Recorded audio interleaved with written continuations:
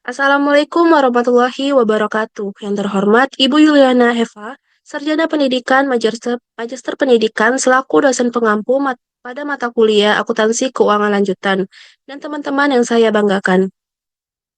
Puji syukur, marilah kita panjatkan kepada Allah Subhanahu wa taala dan serta salam semoga tetap tercurahkan kepada Rasulullah Shallallahu alaihi wasallam. Pada hari ini, kelompok 8 akan menampilkan materi tentang akuntansi penjualan konsinyasi. Saya, Nabila Isnaizati, selaku moderator akan membimbing jalannya diskusi ini. Sebelumnya, saya akan memperkenalkan anggota kelompok 8 yang terdiri dari Desta Handayani, Nabila Sari, Nur Anjani, dan Dwi Aprilia Putri. Adapun rangkaian acara yang akan kita lewati pada diskusi ini antara lain yang pertama, pembukaan, penyajian materi, sesi tanya jawab yang akan dilakukan di forum diskusi e-learning, dan penutup. Acara pertama yaitu pembukaan. Marilah kita bersama-sama mengucapkan basmalah. Berikutnya, kita akan masuki acara selanjutnya, yaitu penyampaian materi pertama yang akan disampaikan oleh saya sendiri, yaitu pengertian penjualan konsinyasi. Konsinyasi adalah penjualan dengan cara pemilik menitipkan barang kepada pihak lain yang bertindak sebagai agen penjual dengan harga dan syarat yang telah diatur, dan hak atas barang tersebut tetap berada di tangan pemilik sampai barang tersebut dijual oleh agen penjual. Penjualan konsinyasi disebut juga dengan penjualan titipan. Pada dasarnya, semua penjualan konsinyasi tersebut adalah yang pertama unsur perjanjian, yang kedua unsur pemilik barang, yang ketiga unsur pihak yang dititipi barang, yang keempat unsur barang yang dititipkan, yang kelima unsur penjualan, dan yang keenam unsur komisi. Adapun sifat konsinyasi yaitu terdiri dari yang pertama, konsinyasi merupakan satu-satunya produsen atau distribusi yang memperoleh daerah pemasaran yang lebih luas. Yang kedua, konsinyor dapat memperoleh spesialis pendapatan. Yang ketiga, harga jual eceran barang konsinyasi dapat dikendalikan oleh pihak konsinyor yang masih dalam menjadi pemilik barang ini. Adapun keuntungan dalam penjualan konsinyasi bagi konsinyor yaitu konsinyasi merupakan suatu cara untuk lebih memperluas pasaran yang dapat dijamin oleh seorang produsen. Yang kedua, resiko-resiko tertentu dapat dihindarkan konsinyor. Yang ketiga, harga barang yang bersangkutan tetap dapat dikontrol oleh konsinyor. Yang keempat, jumlah barang yang dijual dan persediaan barang yang ada digudangkan mudah dikontrol sehingga risiko kekurangan atau kelebihan barang dapat ditekan dan memudahkan untuk merencana produksi. Itu saja materi yang dapat saya sampaikan. Selanjutnya saya berikan kesempatan kepada pemateri kedua, yaitu Desta Handayani, untuk menyampaikan materinya. Padanya saya persilakan. Terima kasih moderator atas kesempatannya. Baiklah, selanjutnya yaitu operasi konsinyasi. Pada pelaksanaan penjualan konsinyasi, sebaiknya kontrak perjanjian antara pengamanat dan komisioner harus dibuat terlebih dahulu. Isi perjanjian biasanya terdiri dari beban-beban yang dikeluarkan oleh komisioner yang ditanggung oleh pengamanat, kebijaksanaan harga jual dan syarat kredit, komisi bagi komisioner dan laporan pertanggungjawaban oleh komisioner kepada pengamanat atau account sales yang dilakukan secara berkala atas barang-barang yang sudah terjual dan pengiriman uang hasil penjualan tersebut. Dalam pembahasan penjualan konsinyasi ini terdapat beberapa istilah yang berkaitan dengan penjualan konsinyasi, yaitu pertama itu pengamanat atau konsignor, yaitu pihak yang memiliki barang yang dititipkan kepada pihak lain untuk dijual. Yang kedua, komisioner atau konsigni, yaitu pihak yang menerima titipan barang dari pengamanat untuk dijual.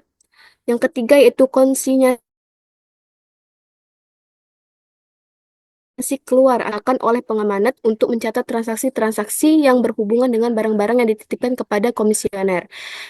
Yang keempat, konsinyasi masuk, yaitu consignment in, merupakan rekening yang digunakan oleh komisioner untuk mencatat transaksi-transaksi yang berhubungan dengan barang-barang milik pengamanat yang dititipkan kepadanya. Dalam penyerahan barang atas dasar konsinyasi ini harus disusun sebuah kontrak atau persetujuan tertulis yang menunjukkan sifat hubungan antara pihak yang menyerahkan dan pihak yang menerima barang. Hak dan kewajiban pihak konsigni ditetapkan dan ditentukan oleh Undang-Undang Penitipan dan Keagenan seperti yang dimodifikasi oleh Uniform Commercial Code. Hal-hal yang terpenting adalah yang pertama itu hak pihak konsigni. Pertama, pihak konsigni berhak memperoleh penggantian atas pengeluaran yang dibutuhkan berkaitan dengan barang konsigni dan juga berhak memperoleh imbalan atas penjualan barang konsinyasi. Yang kedua yaitu pihak konsigni berhak menawarkan garansi biasa atau barang konsinyasi yang dijual dan sementara itu pihak konsinyor terikat pada syarat pembelian garansi seperti pada syarat pembelian garansi. Yang kedua, kewajiban pihak konsigni. Pertama, pihak konsigni harus melindungi barang-barang pihak pemilik dengan cara yang baik dan sesuai dengan sifat barang dengan harga yang telah dengan si sesuai dengan sifat barang dan kondisi konsinyasi. Yang kedua, pihak konsigni harus menjual barang konsinyasi dengan harga yang telah ditentukan atau jika tidak ada ketentuan tidak mengenai harga ia harus menjualnya dengan harga yang memuaskan kepentingan pihak pemilik. Ketiga, pihak konsinyi harus memisahkan barang konsinyasi dari barang dagangan lainnya. Yang keempat, pihak konsinyi harus mengirimkan laporan berkala mengenai kemajuan penjualan barang konsinyasi. Beberapa alasan bagi pengamanat dan komisioner untuk mengadakan penjualan konsinyasi yaitu satu merupakan salah satu cara yang paling efektif untuk memperluas daerah pemasaran terutama untuk barang-barang yang A merupakan produk baru yang permintaan akan barang tersebut masih belum dapat diprediksi. Yang B membuka definisi penjualan di suatu daerah investasinya sangat mahal. Yang ketiga, penjualan melalui dealer tidak menguntungkan pada tahun-tahun yang lalu. Keempat, barang tersebut mahal harganya sehingga dealer memerlukan investasi yang besar bila membelinya. Dan yang terakhir, fluktuasi harga barang tersebut sangat besar sehingga dealer tidak mau membelinya. Kedua, barang konsinyasi tidak ikut disita apabila terjadi kebangkrutan pada pihak komisioner sehingga risiko kerugian dapat ditekan. Yang ketiga, harga barang yang bersangkutan tetap dapat dikontrol oleh pengamanat. Hal ini disebabkan kepemilikan atas barang tersebut masih ditanggung pengamanat, sehingga harga masih dapat dijangkau oleh konsumen. Pengawasan harga ini akan sulit jika menggunakan sistem penjualan melalui dealer, yang kepemilikan barangnya sudah di tangan dealer itu sendiri. Yang terakhir yaitu jumlah barang yang dijual dan persediaan barang yang ada di gudang mudah dikontrol, sehingga risiko kekurangan atau kelebihan barang dapat ditekan dan memudahkan untuk rencana produksi. Sedangkan alasan bagi komisioner untuk bersedia menerima titipan barang konsinyasi yaitu pertama komisioner tidak dibebani resiko menanggung rugi bila gagal dalam penjualan barang-barang konsinyasi. Yang kedua, komisioner tidak mengeluarkan biaya operasi penjualan konsinyasi karena semua biaya akan diganti atau ditanggung oleh pengamanat. Yang ketiga, apabila terdapat barang konsinyasi yang rusak dan terjadi fluktuasi harga, maka hal tersebut bukan tanggungan komisioner. Hal ini sangat penting terutama bila barang konsinyasi tersebut berupa buah-buahan atau produk pertanian lainnya. Yang keempat, kebutuhan modal kerja dapat dikurangi sebab komisioner hanya berfungsi sebagai penerima dan penjual barang konsinyasi untuk pengamanat. Dan yang terakhir yaitu komisioner berhak mendapatkan komisi dari hasil penjualan barang konsinyasi. Sekian materi yang dapat saya sampaikan, saya kembalikan kepada moderator. Terima kasih. Selanjutnya kepada pemateri ketiga yaitu Nur Anjani, kepadanya saya persilakan. Baik, terima kasih moderator atas waktunya. Di sini saya akan membawakan akuntansi untuk konsinyasi. Akuntansi untuk konsinyasi kegiatan yang melibatkan dua belah pihak, yaitu pengamat dan kuesioner. Oleh karena itu, akuntansinya juga diselenggarakan oleh kedua belah pihak. Akuntansi yang diselenggarakan oleh masing-masing pihak adalah sebagai berikut. Yang pertama adalah akuntansi. Next slide. Yang pertama adalah akuntansi oleh pengamat. Akuntansi oleh pengamat dapat diselenggarakan dengan dua metode, yaitu metode terpisah dan metode tidak terpisah. Kedua metode tersebut akan menghasilkan laba atau rugi yang sama. Catatan menurut masing-masing metode adalah sebagai berikut. Yang pertama adalah metode terpisah. Metode terpisah adalah dalam metode ini laba atau rugi dari konsinyasi dipisahkan dari laba rugi reguler Pendapatan dan biaya terkait konsinyasi dicatat dalam akun terpisah bernama barang konsinyasi. Akun ini didebit dengan biaya meliputi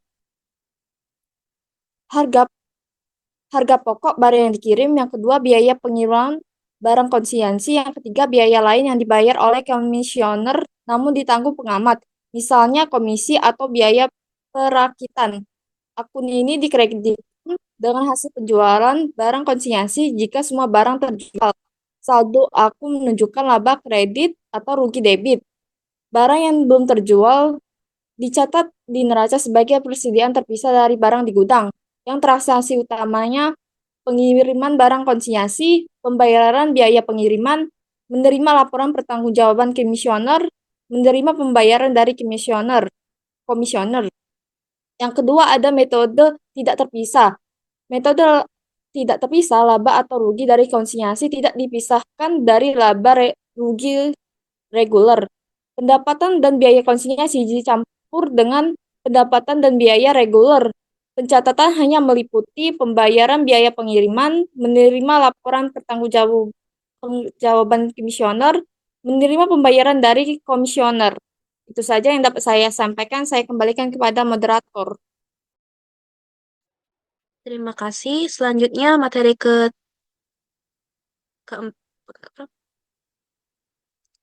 keempat yaitu Nabila Sari. Kepadanya saya persilakan.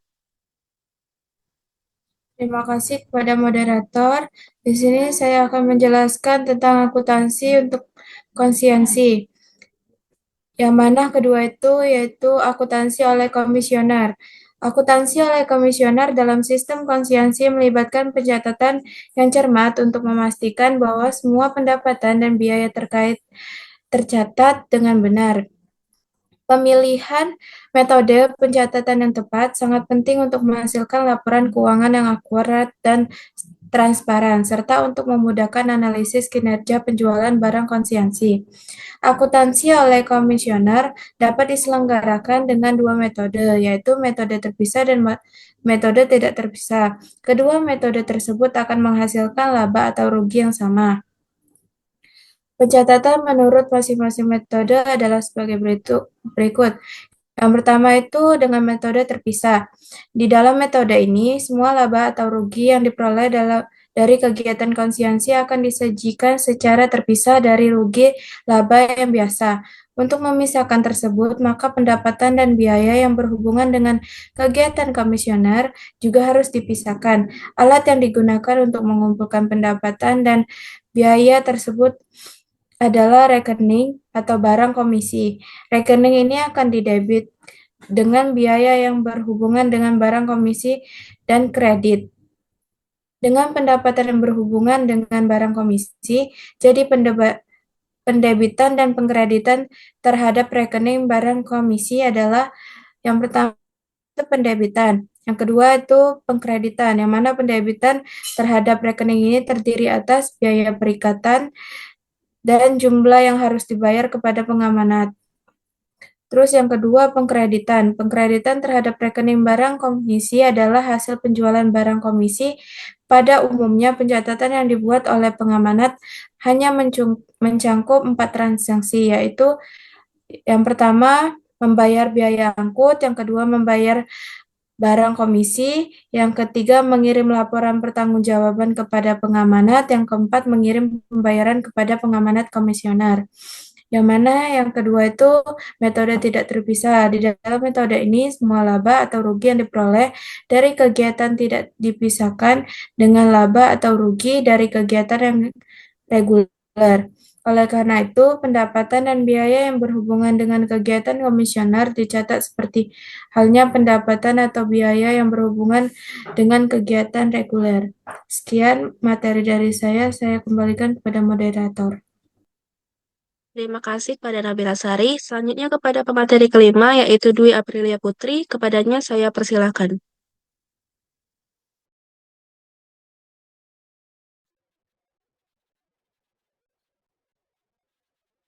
Baik, terima kasih kepada moderator. Selanjutnya, mode pencatatan konsinyasi. Untuk mencatat semua transaksi yang dicatat dalam ayat jurnal, maka akuntansi Untuk penjualan konsiansi dapat digolongkan dalam satu pencatatan oleh konsiansi yang terselesaikan dengan tuntas. A. Pencatatan pada buku konsiansi jika transaksi konsinyur diselenggarakan terpisah dari transaksi penjualan biasa. Perbedaan pencatatan buku konsinyur transaksi penjualan dicatat secara terpisah antara metode perpektual dan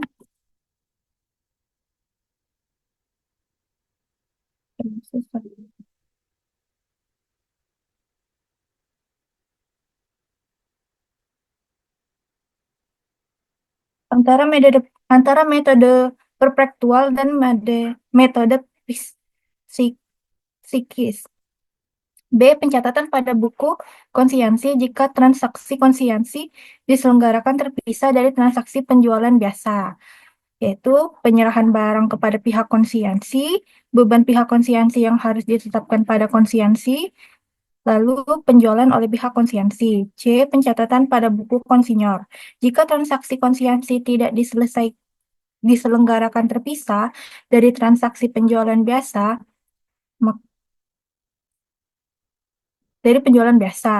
perbedaan pencatatan pada buku konsinyur transaksi penjualan konsiansi tidak diselenggarakan terpisah antara metode perpektual dan metode psikis. D. Pencatatan pada buku konsiansi jika transaksi konsiansi tidak diselenggarakan terpisah dan transaksi penjualan biasa, yaitu penyerahan barang kepada pihak konsiansi. Di sini pihak konsiansi mencatat barang konsiansi dengan ayat jurnal Memaradun, lalu beban pihak konsiansi ditetapkan pada pihak konsiansi. Pihak konsiansi mendebat perkiraan pihak konsinyur untuk beban yang harus dibebankan pada pihak konsinyur dan mengkredit perkiraan aktiva atau perkiraan kewajiban yang bersangkutan. Metode kedua, pencatatan untuk konsiansi yang tidak terselesaikan dengan tuntas. A. Pencatatan pencatatan pada buku konsinyur jika transaksi konsiansi diselenggarakan terpisah dari transaksi penjualan biasa. B. Pencatatan pada buku konsinyur dari transaksi penjualan biasa. C. Pencatatan pada buku konsiansi jika transaksi dicatat secara terpisah dan dicatat secara terpisah dari transaksi penjualan biasa.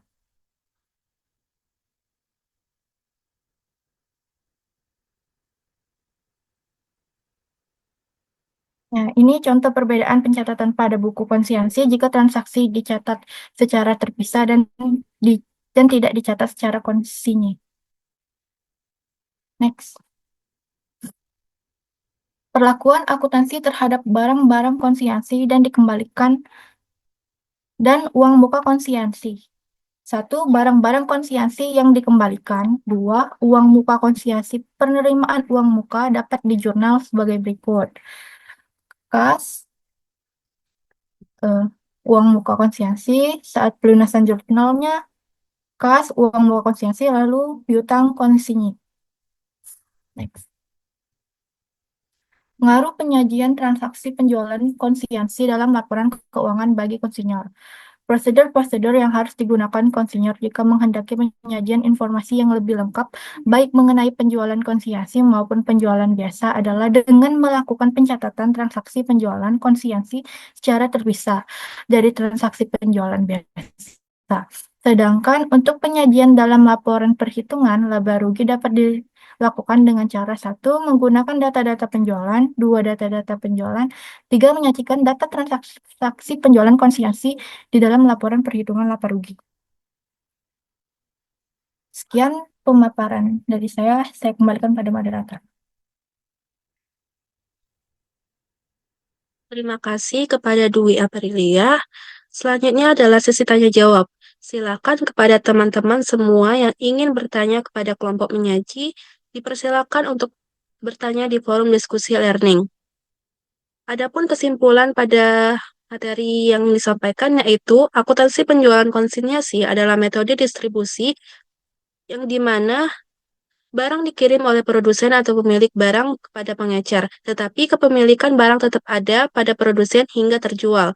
Penjualan konsinyasi memerlukan pencatatan yang tepat untuk menghindari kesalahan dalam laporan keuangan, termasuk pengakuan pendapatan dan pengelolaan persediaan. Metode pencatatan dan dapat bervariasi, tetapi umumnya mencakup pencatatan barang yang dikonsinyasikan sebagai persediaan di pihak pengirim hingga terjual. Demikianlah kegiatan presentasi dan diskusi pada hari ini. Saya selaku moderator kelompok 8 meminta maaf atas segala kesalahan yang disengaja maupun tidak sengaja. Mari tutup kegiatan presentasi hari ini dengan membaca hamdalah.